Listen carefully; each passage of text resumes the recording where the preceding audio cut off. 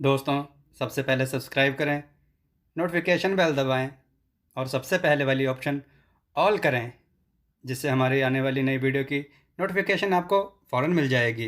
जय श्री राम भक्तों सुबह की वीडियो में जो हमने आपसे प्रश्न पूछा था कि भगवान परशुराम जी के माता का क्या नाम है, तो उसका उत्तर है उनकी माता का नाम रेणुका है। चलिए भक्तों, आज की कथा श्रवण करते हैं।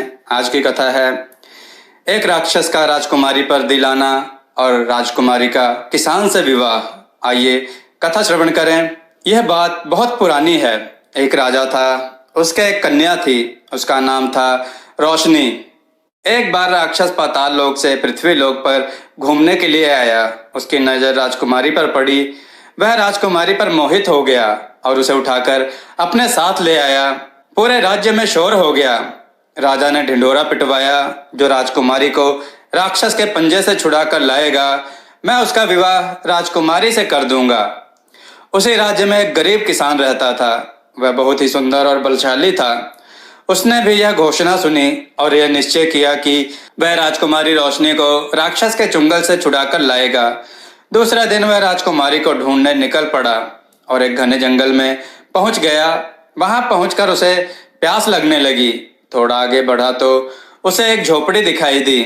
झोपड़ी के पास गया तो उसने देखा झोपड़ी के अंदर एक साधु बैठे हैं। उस साधु ने किसान से कहा, तुम जंगल में क्या कर रहे हो? किसान ने सारी बात साधु महाराज को बताई। तब साधु महाराज बोले, मैं तुम्हें पाताल लोक भेज सकता हूँ।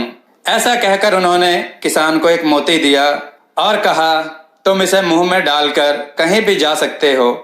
इस तरह उन्होंने उस किसान को एक माला दी और कहा, इसे पहनने से उस राक्षस का जादू तुम पर असर नहीं करेगा।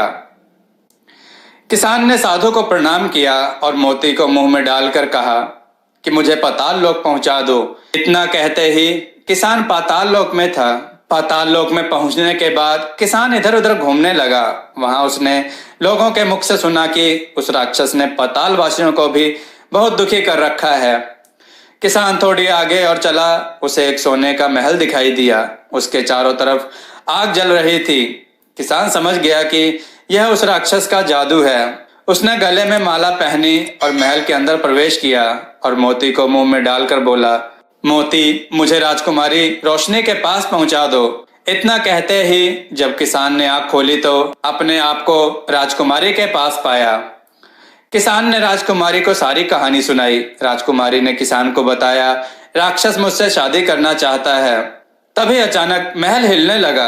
राजकुमारी ने किसान से कहा, तुम छुप जाओ, राक्षस महल में आ चुका है। किसान छुप गया, परंतु उस राक्षस को मनुष्य की गंध आ गई। राक्षस ने राजकुमारी से पूछा कि यहाँ पर कोई इंसान आया है। राजकुमारी ने मना कर दिया, परंतु राक्षस जान चुका था। वह गुस्से से लाल पीला हो गया और किसान को जलाने के लिए मुंह से आग निकालने लगा। परंतु किसान ने माला पहन रखी थी। राक्षस के जादू का उस किसान पर कोई फर्क नहीं पड़ा। लाख कोशिश के बावजूद भी राक्षस किसान को ना मार पाया। उल्टा उस राक्षस की आग खुद उसे ही जलाने लगी। राक्षस किसान के पैरों पर गिरकर माफी मांगने लगा। किसान ने उस राक्षस को क्षमा कर दिया और आगे से किसी को ना परेशान करने के लिए चेतावनी दी।